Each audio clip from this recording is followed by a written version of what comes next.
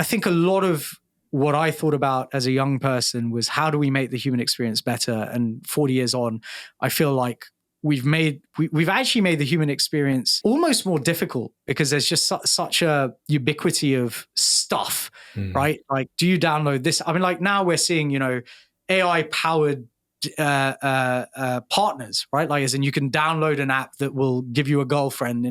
I don't think that's what we were aiming for. Like, that just feels like the wrong the wrong path to be. But it comes back to consumerism, and it comes back to human psychology and what people, think they want versus what they actually need. Attention, all citizens of the future. Buckle up and step into our time tunnel of imagination to join us on an extraordinary journey into the days of futures past. Join me as we embark on exploring those futures we were promised, but which never arrived, with special guests who will share the predictions of the future that inspired them as children. So let's go to our guide, that excavator of the eventual, that historian of the hereafter, that recorder of retro futures, Theo Priestley. Hello and welcome to Days of Futures Past, a podcast on reminiscing about retrofuturism. I have with me today's guest, Aarish Shah, who has spent almost 2 decades operating as a CEO or CFO in startups and SMEs. He's also executed greenfield projects and secured over 10 million in venture, debt and working capital funding. As a CFO and founder himself, he knows that building a venture that's scaling quickly is not like building any other kind of business. He also believes that access to knowledge and experience in finance shouldn't be a barrier to growth. Because of these principles, he founded Emerge One, a leading consultancy that provides fractional CFO support to founders of venture-backed tech startups and scale-ups, from seed to Series B, to manage and raise capital and plan how it should be deployed. Controlling cash so they can do what they do best to scale strategically. Arish, thanks for coming on board. I'm really, really excited to be doing this. Not my usual type of podcast, I guess. So really keen to get stuck in. Yeah, I think for me, I've always wanted to do a podcast. I've always felt that it was necessary to do something about things that you loved rather than doing it because everybody else did. And when I hit upon the idea of, well, actually, what would the child Theo love to do and talk about? And it's obviously all the geek stuff that I grew up with. So finding guests who kind of bounce off that is fantastic. So thanks for agreeing to come on board. But before we get kicked off on that, I mean, how was 2023 for you and the business and just your clients in general? Because I kind of get a sense, a litmus test from the people that I spoke to during the last 12 months that it was brutal. Yeah, look, so firstly, thank you so much for having me on. Very excited and very geeky as well. So hopefully we'll get a chance to do some of that as well. Look, 2023 was different, right, is the best way of putting it.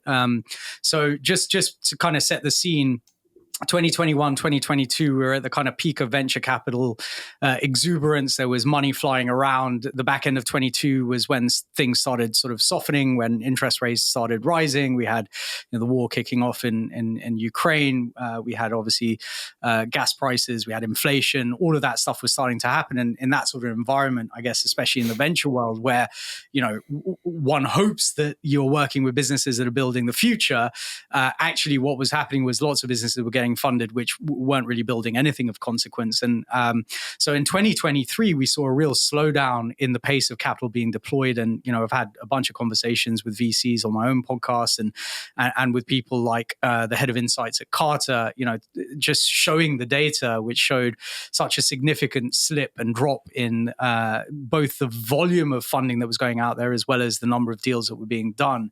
So what we saw in 2023 was a real consolidation.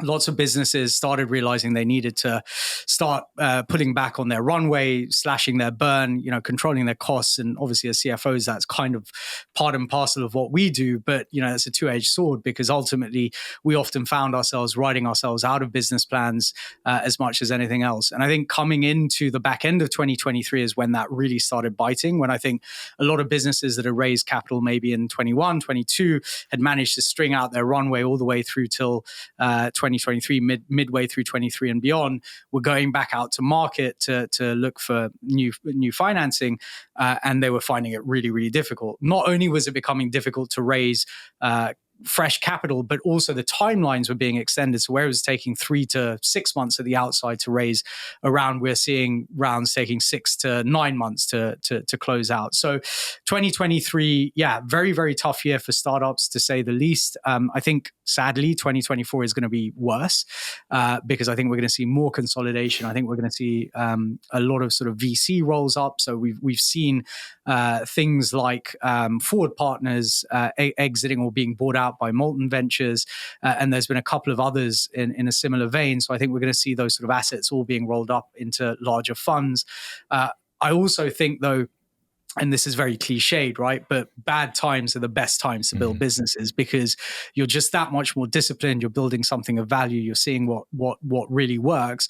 So what we'll probably see is kind of a spate of startup quote unquote failures over the next 6-12 months. They maybe just didn't get the traction that they needed to, but they're probably viable businesses of their own right. So maybe they'll get snapped up by a competitor, or get bought out and restructured, or whatever might happen.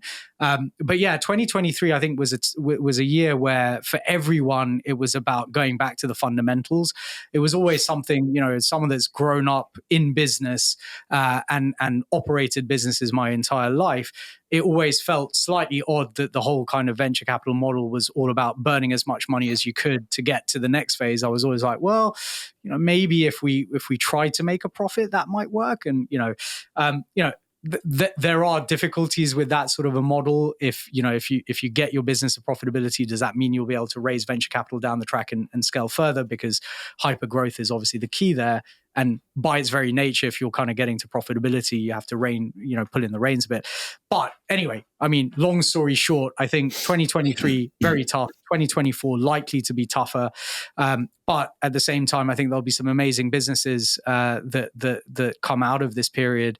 And we're certainly very excited with the ones that we're working with currently and where they're going. So, fingers crossed, things will be slightly better and a bit more realistic, I think maybe is the best way of putting it. Do you think that realism sort of extends to, I guess, where Mark Anderson was kind of writing about his techno-optimism, his manifesto, where he dreams a lot bigger and a lot further into the future, whereas you're talking about realism in the here and now? Are we missing the opportunities to, again, going back to retrofutures and in the times of the 50s and the early 40s, for example, where the World's Fair and the World and Futurama and World of Tomorrow were showing off huge, grand visions of what the future could look like. And here we are in the here and now, kind of building really kind of incremental startups and things that are just chipping away at some things, rather than what Mark Anderson talks about, which is let's go off and dream about building, colonies for billions of people in space. So I think it's really interesting because the Mark Andreessen post, which was from sort of the back end of last year, is really kind of juxtaposed against the one he did several years ago, which everyone knows, software is eating the world, right? And I think what we've moved from is software eating the world to atoms eating the world. So we've moved to a world where it's atoms over bits, which actually takes us back to that whole kind of retro-futuristic paradigm, right? Where people are now thinking about, well, software can do so much, but actually to really build those incredible visions, it's actually about building things. It's about building rocket ships. It's about building better housing. It's about building better, better vehicles, better machines that can do more with more sort of intelligence and more efficiency than maybe human beings can. And I think that's actually what we're about to see. And it's interesting. I mean, I'm going to be interviewing a couple of people on the podcast over the next couple of weeks where that's exactly where they're investing. And what we're seeing a lot of at the moment is VC moving back towards deep tech investing. So hardware, really looking at those things that are transformative, right? That aren't just, as you said, nibbling at the edges, but actually changing the paradigm of the way we work and live. So I'm actually very optimistic that because of this slowdown in the pace of venture capital funding, VCs in particular are being much more thoughtful about the sort of businesses that they back. I'm I was never a fan of, let's say, 15-minute grocery delivery, which I just found like a wasteful use of capital and not a particularly useful thing for the world in general. But, now we're seeing, companies like Varda building spaceships. Obviously, you've got SpaceX, you've got Tesla, you've got, some incredible biotech and tech bio businesses, both building in the software and the hardware space, medical devices, in-brain tumor treatments. We're working with companies that do that sort of stuff, cardiovascular implants, which, not to be overly kind of enthusiastic about them, but you're moving towards that bionic age, right? Like that was part of that whole paradigm in the 60s, 70s, where you had the bionic man and bionic woman, etc.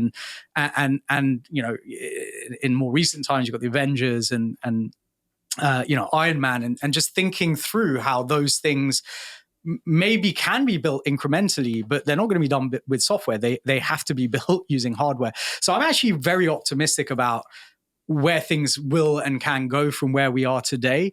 I think we probably spent 5 to 10 years, dabbling in the software space, and software is still massively important. Obviously, a lot of the hardware is driven then by the software, but you can't create those sort of paradigms without building the hardware as well. So I'm pretty enthusiastic and optimistic about where things could go, because I think there's been a reversion to really thoughtful investment in very, very R&D heavy businesses, especially in the hardware space. I've talked to a ton of people over the course of the last 6-12 months who are actively investing in that in those sort of spaces, and you'd never hear about those businesses, right? Because they're not flashy, they're not out in the market, they're not B2B. They're building really, really interesting tech that will take several years to develop. I mean, we're working with a company at the moment that's building synthetic materials, right? Like, if you think about the Star Trek uniform as an example, you would imagine that was built out of polycarbon fibers and God knows what else. Well, maybe we're moving closer to that sort of a world because that's what people are finding interesting and meaningful to build at the moment. You mentioned actually a couple of points there. One, obviously the rockets and bioscience and material science and things like that. And obviously venture capital putting money into businesses that nobody hears about. Whereas back in the 50s and the 60s, it was very public. Everything was very in the public eye, which kind of dragged that kind of sentiment, the public sentiment along with it. And it created that utopian kind of sense of society and things are going to get better. Here, we don't really get so much of that. I mean, if you go out in the street and you ask people, have you heard about this particular startup or this business doing this? They'll say no, because they're obviously very concerned with the here and now, what's been happening. I mean, is there any way that we can kind of drag that kind of optimism back or push that optimism back into the public eye again? Yeah, so I think a lot of this comes down to media narrative, right? And there's a couple of examples I'll give in a second. But one thing I would say is that in the 50s and 60s, that was all driven by the government, right? It wasn't private companies that took the Americans to the moon. It was NASA, which was a government-funded, space program. It was very much part of Kennedy's, we are going to be the first to get to the moon, to beat the Russians, et cetera, et cetera. So there was this whole element, I think, in the middle of the last century where government was really pushing that utopian future, right? It was like, this is the world we're going to live in. It was the post-war era. People were optimistic. They were rebuilding their countries. And there was a lot of, thought about, well, what could the future look like? I think what happened was the future came, and the future was not quite what it was expected to be. And people got caught back up in the mundane. Now, the reality is governments today equally are becoming more insular, more inward looking, and therefore, probably a little bit nervous about going out with very, very large pronouncements about, well, this is the future we're going to build. And obviously in the UK, Rishi Sunak's done some stuff around, we're going to be, the first in AI.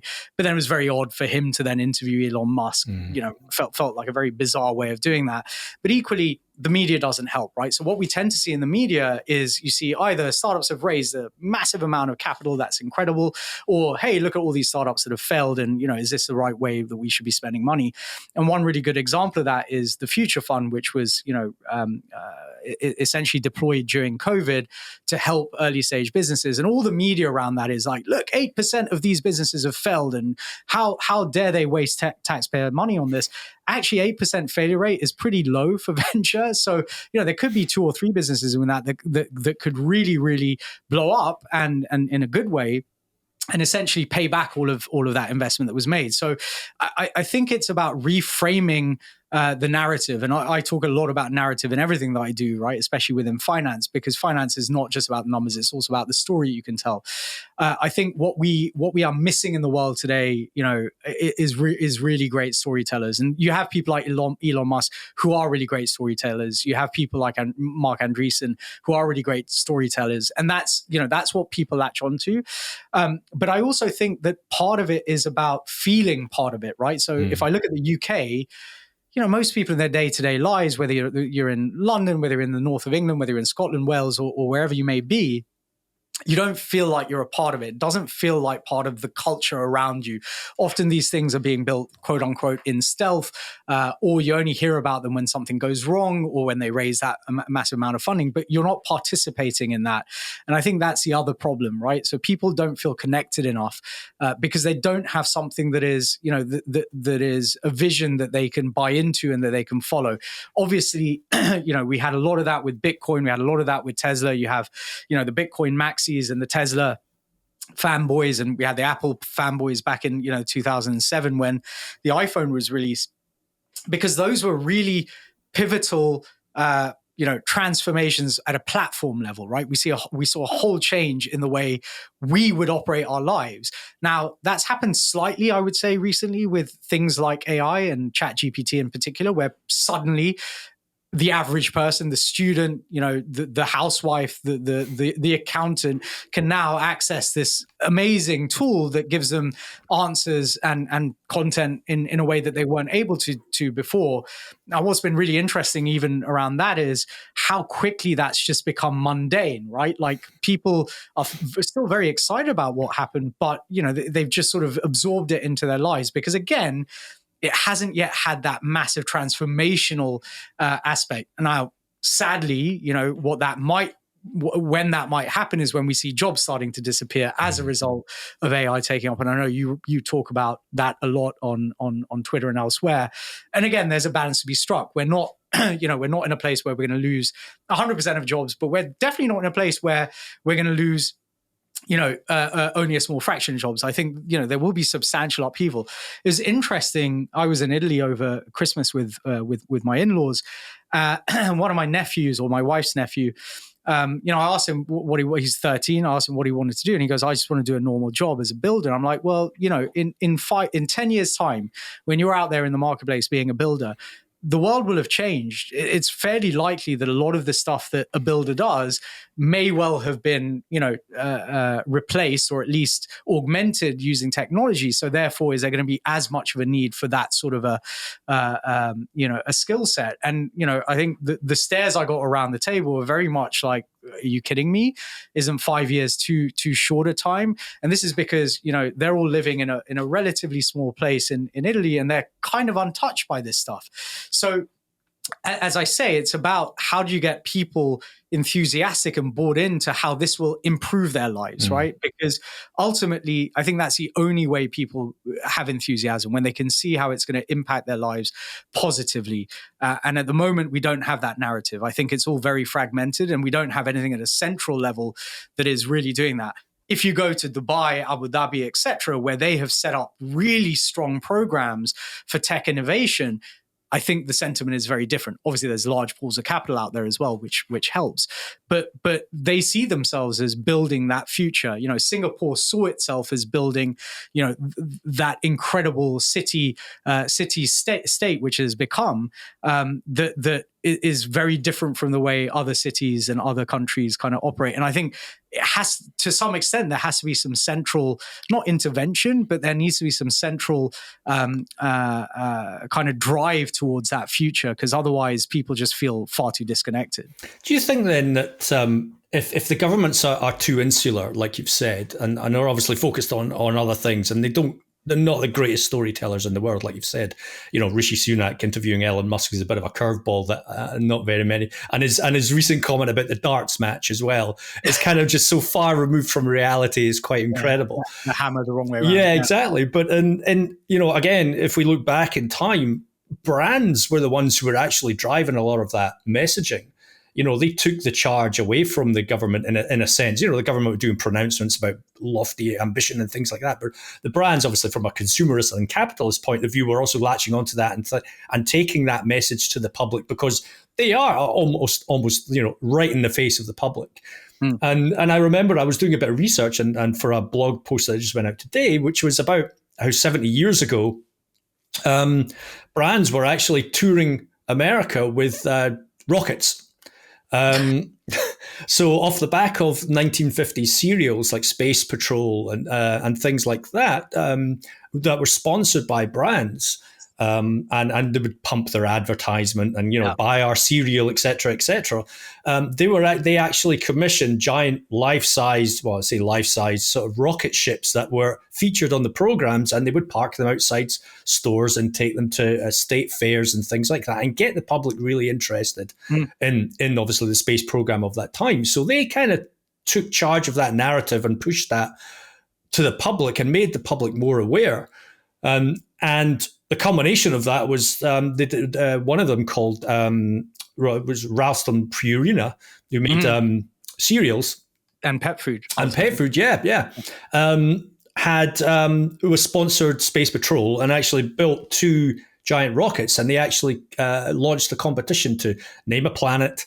And back in 54, 70 years ago next week, on January the 12th, they announced the winner, which was a little boy called Ricky Walker, who basically won that 35-foot spaceship and got to park it outside his front lawn, much to his parents' annoyance, I'm sure, who eventually sold it to a traveling circus for $1,000 just to get rid of it.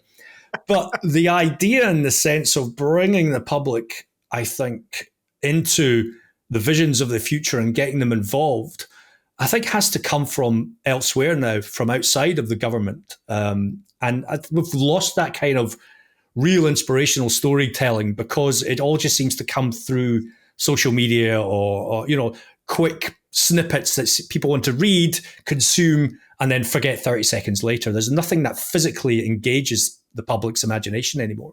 Well, so the key word there is consume, right? We live in a consumption society, and all brands are concerned about is the share of wallet, right? How much of your money or my money can they take? So to embark on really sort of long-term, strategic, visionary kind of plan, like it's just anathema, right? Mm-hmm. It's about, we see it in politics. It's about how can we own the news cycle today? With brands, it's, can we jump on the latest bandwagon of quote unquote wokeism or non-wokeism or anti-woke or whatever the hell is going on in the world today? I can't quite figure out what woke means anymore. All I know is I woke up this morning, but I get the feeling that most brands are so concerned about their bottom line that, whilst back in the day, a lot of these, you got to remember, in the 50s, 60s, and possibly the 70s, but certainly the 50s and 60s, you had a small number of very large brands, whereas what we have now is a very large number of middle to large brands, right? Mm-hmm. And they're all competing for that same sort of airtime and space. I don't know about you, but, I don't watch adverts anymore. I'm just not I'm not interested. I switch off. And I think there's been research done that shows that people of my age literally just zone out when ads, or people younger than me rather, zone out when ads are shown to them on YouTube. So such to the point that brands were paying, or companies started growing up that paid you to watch adverts, right? So this was the new phenomenon. Is like, okay, can we get a consumer to watch our advert and maybe that will pump up our sales? I kind of feel like brands are in themselves have become more insular. It's no longer about what is the world we want to live in. It's about, will you buy more of my food or drink or clothes or whatever it might be? I do agree that there has to be an effort outside of government to do this. And I think that can only happen with the companies that are at the vanguard that are doing that. So, at the moment, the obvious ones are the likes of Tesla and SpaceX, because they have so much, I want to say goodwill behind them, but like there is so much enthusiasm behind them that, they do take on the narrative. They are able to command that narrative. But you've got to remember that it takes them 10, 15 plus years to build that narrative up as well. Now, okay, it's accelerated by an Elon Musk, but, Theranos, had it not have, essentially failed, right, was one of those companies that was starting to build that vision of the future. Now, the sad thing was because it was an early stage startup, right? It obviously cut corners, and I, don't want to get into the debate of what they did and didn't do, but because of that, they spoiled their brand, but they also spoiled that narrative about what the future could look like. Because when you have a company that says, we're going to be able to do this for you, and in 10 years, your life, or 5 years, your life is going to look completely different. And then it turns out it was all smoke and mirrors. Well, let's face it, the populace becomes disengaged. And I think the other thing that happens is the populace has become so consumed with, conspiracy theories, alternative facts, whatever you want to call them, that they're just much more skeptical about anything that comes out, which means that for them to buy into that story already needs to have happened, right? Like, so everyone would have been skeptical about SpaceX until they launched the first rocket, right? Now everyone's really enthusiastic about it. Everyone expected Tesla to have self-driving cars on the road. And therefore you now have people saying, well, Tesla isn't that great. I own a Tesla. I think it's a really bloody good car. It does exactly what I want it to do. And, I just drove it down to Italy and back, which was interesting to say the least, right? But 20 years ago, I couldn't have done that. 10 years ago, I couldn't have done that. But I think we've become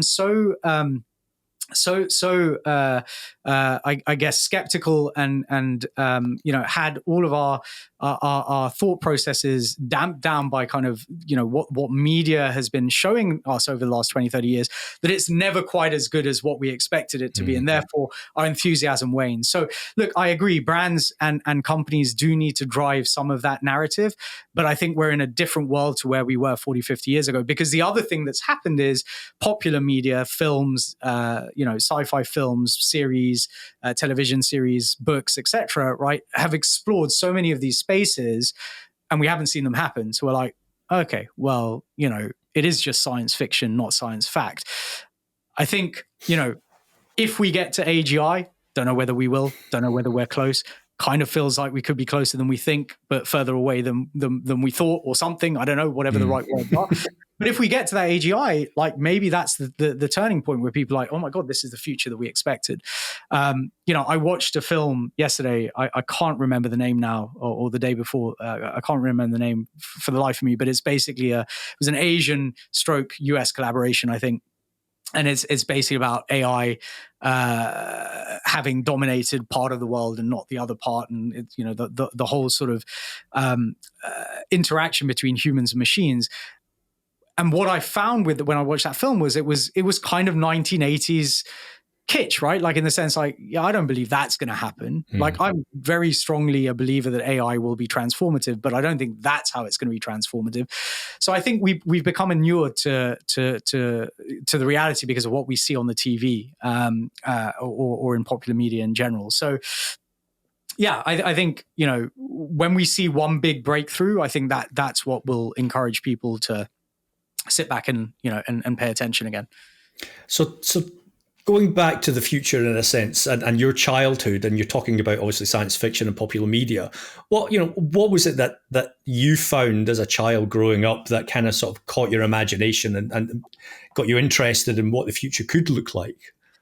So yeah, I had to think about this harder than I thought I would have, and it's bizarre because I guess, so first off the bat, I was always a very creative person, right, in terms of creative writing, especially. So I used to, have fantasies through my head almost all the time, mainly to do with dragons probably, but and dinosaurs maybe. But so I was born the year after Star Wars was released, and I was born probably a decade after Star Trek, the first, the original series was released. So I guess a lot of my early life, in terms of what I thought about in terms of science fiction and futurism, was based around that sort of stuff, right? So, for me, as someone who had traveled a great deal, even as a young person, my parents were fortunate enough to have been able to take me to, places as far-flung as Kenya, where I'm originally from, but we'd go to Southeast Asia or Australia or the US or wherever. And I loved traveling, and I loved speaking and conversing to people. So the things that I was really enthusiastic about and excited about were like, when the days of teleportation come around, we're going to be able to essentially go to a teleport station and beam across the rest, beam across halfway across the world and land in Australia, sans jet lag and feeling pretty chipper. And obviously that hasn't happened. So I'm very, very, very depressed about that. But it also, near light or faster than light travel was something that I thought we would possibly start getting towards, right? But actually planes are pretty much the same. I grew up with Concorde. Concorde doesn't exist anymore. That thing used to be able to take you from London to New York in, I don't know, whatever it was, 3 hours, 4 hours. And it felt like, wow, that could be the future. And actually it feels like we kind of went backwards from that. So I think those were very, very strong ideas that I grew up with that I was enthusiastic about, but equally, 30, 40 years on have sat there and gone, well, whatever happened to. One of the things I think, and it's weird because the tech never looks like the tech you thought it was going to look like. So I was reflecting on this, and one of the things is the universal translator, right? Like, so the fact that I could speak in any language and someone else could essentially understand what I'm saying. Well, we're not quite there, but we have Google Translate, right? And it does a pretty damn good job. And most people would suggest that it's made traveling a lot better. But it's not quite, it's not quite the babble fish from Hitchhiker's Guide to the Galaxy sitting in your ear and doing the translating. But I think tech is always incremental to some extent, right? And then you see massive. So it's that old adage of things happen slowly, then all at once. So you see sort of incremental change, and then there's just one paradigm shift that takes it to the next level. Like at the end of the day, to skip forward. Smartphones existed. I remember in the early 2000s, I used to have a Windows smartphone, and I loved it. Like, I'd sync it with my Windows device. That was just the epitome of tech for me, and the Palm Pilot and all this sort of stuff. They didn't stick. The iPhone did. Why did the iPhone? Because they made it accessible, right? And it was a paradigm shift in form factor, in the design, and all of these sort of things. So it may well be that elements of what I've just talked about are being, addressed or developed, but we just don't know about them yet, or they haven't hit the sort of form factor that makes it sensible for us, right? I mean, I guess, in those days, and this probably didn't come from popular media, but I have a thirst for knowledge. I loved reading. I loved, learning new things. I expected at some point we'd have an implant somewhere in our brains that would just teach us stuff, right? Like, but not tell us facts, but actually program our brains to the extent that we would learn new ideas. So a bit like, I guess, in today's money, you'd be talking about Neuralink, you'd be talking about ChatGPT to some extent, you'd be talking about, the Matrix and what happens in terms of, downloading karate skills or whatever it might be, kung fu. Those are the sort of things that I was really excited about. I think it was the augmentation of the human experience. I think that's probably the most succinct way I could put it. Like, the ability to do more as human beings than we had ever been able to do before. And we're definitely there, but just not in the ways that I thought we were, right? I can, like, my spreadsheet makes my life easier because I can do sums on it, but not quite the augmentation I was hoping for. And then I guess the second phase, I guess, my youth, right, growing up, that was a time of the A-Team and Blue Thunder, Thunderbird, not Thunderbird, I can't remember what it was called. There was another helicopter one, but Knight Rider, those sort of things where, it was again, sort of the augmentation of the human experience, but through an external machine that was in itself augmented, right? And Knight Rider to me was the epitome, right? Like, Knight Rider for me was like, how cool would it be to have kit? I mean, apart from the fact that it was a sleek, black, beautiful car, it was just cool. It talked to you. It had a nice kind of British accent. I identified with it, right? Like, it was, I mean, I don't identify as a car, don't get me wrong. It was do you know what I mean? It felt like, yeah, I could walk into a car like that. I'm sure that's on its way. I'm sure. And 30 years later, we got the Tesla, right? Like, so which doesn't talk to me. And I find that really sad that I can't have a conversation with my Tesla. It does fart noises, so it feels like that's something, but it isn't quite the same thing, right? So I think I expected, and this goes back to what I was saying about the Concorde and fast and light travel and so on. I expected the machinery that we used to have been to have been upgraded to an extent that it wouldn't have been recognizable in terms of what we were seeing in those days. But actually, it isn't, because a Tesla still looks like a car, right? We don't have hover cars. I fully expected us to have some form of hover car capability at some point, but that hasn't happened. So I think as a young person, it was that optimism that we would be grounded. I wasn't necessarily interested in things that seemed unattainable, things that were just never going to happen. I actually never believed that we would have robots in the home. That wasn't I didn't believe we'd have a robot, manservant, as it were, wandering around the house acting as a butler. That just didn't feel realistic. I think androids felt more realistic, and that goes back to kind of that augmentation of the human experience rather than the replacement of it.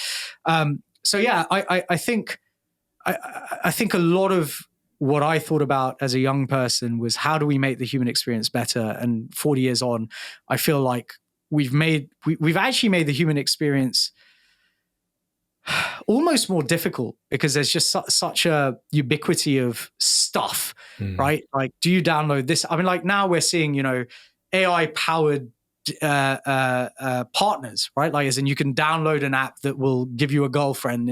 I don't think that's what we were aiming for. Like, that just feels like the wrong the wrong path to be going. But it comes back to consumerism, and it comes back to human psychology and what people think they want versus what they actually need. But again, as I said right at the top of the show, I think we're in a period now where we are starting to see people looking at and developing, maybe not that tech, but tech and hardware that is getting us closer to maybe some of those images of the future that we saw. I mean, the other one was Back to the Future, but let's not go there. So you don't want a time machine then? I mean, no. So the other thought I had was, right, like the kind of many worlds theory, right? Which was postulated by Everett back in the 50s. I'm a big fan of Terry Pratchett. He talks about the trouser legs of time, which I think is a really neat way of explaining it, right? Like, you make a choice and you go down one trouser leg and the other, you go down the other, and you just end up with, a multitude of different of different yous out there in the world doing different things. And I kind of feel I'm not entirely sure time travel was a thing that I was interested in, but like, I'd love to go and have a peek at what other Arish is doing, in some other life, doing something else somewhere else. Maybe I wouldn't like him that much. I'm not entirely sure, but I think those are the sort of things. And again, driven by series like Quantum Leap, films like The Fly, right? Like, well, okay, The Fly was more the teleportation stuff, but Quantum Leap, where he was leaping into other people's bodies and changing the course of history. I felt like that would be really cool. I know all of the paradoxes that would need to be resolved for anything like that to happen, but I never expected that. Let me be clear. I never expected that to happen in our time, but I was sort of hopeful that we would make strides in the realms of physics and quantum theory and so on that may have actually taken us down that path. So just wrapping up quickly then, if there was one alternate history and one decision that you would love to actually make and change from your childhood in terms of a technology direction or something that's happened in history that didn't quite create the future that you wanted to. So you mentioned Concorde, for example, or faster than light travel, which hasn't happened yet, but it has to obviously be rooted in a decision that we took at some point in history. What would it be? What would you change the direction of that we've got so far? Wow. That's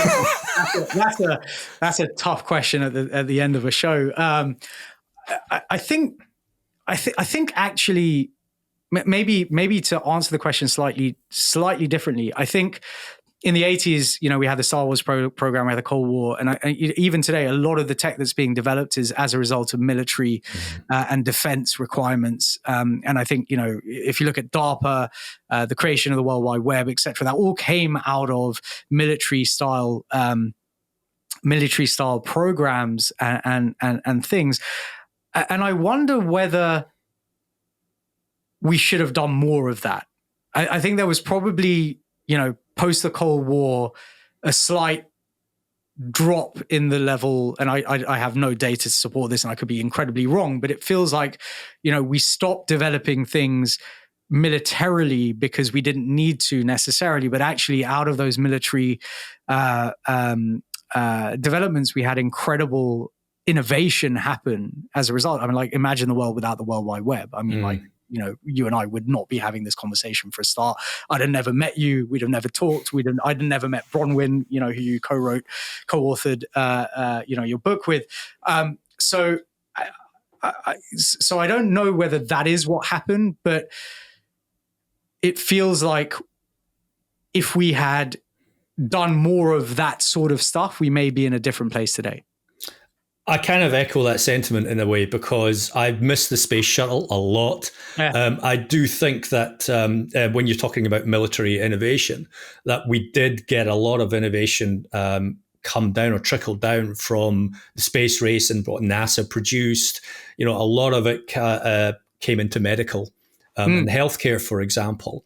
And I think if we had kept that pace of the space race, where we had that kind of lull period and we picked up again, and then obviously we had the Challenger disaster and there was a huge lull period again, and questions around the whole, the cost of the shuttle program in itself. Obviously SpaceX and to some extent Blue Origin are now driving that cost down so you can launch a satellite for peanuts compared to what it was before. NASA obviously hasn't learned their lesson with the Artemis program because it's just phenomenally, expensive. And it's the same with the ESA and Arianespace. No lessons learned there whatsoever. So we're all obviously having to turn to the private companies to do it for us. But I do get that sense the same way as you do, where we had that period where there was missed opportunities. And if we had kept that pace up, and I guess that's the premise of For All Mankind on Apple TV, which is that alternate history of, if NASA had made different decisions and if Russia had beat them to the moon, how far would we be along now in terms of having a moon base and having people on Mars, for example? So I get what you're saying from. And in a sense, that's part of the premise of this show as well, which is what is that lost future that we've kind of, that has disappeared or been taken from us. And in a sense, there's one there, right there. Yeah, and I think the interesting thing about that is it probably wasn't visible to most of us, right? And I only say that having now spent several years in this sort of technology space and understanding where some of this innovation came from.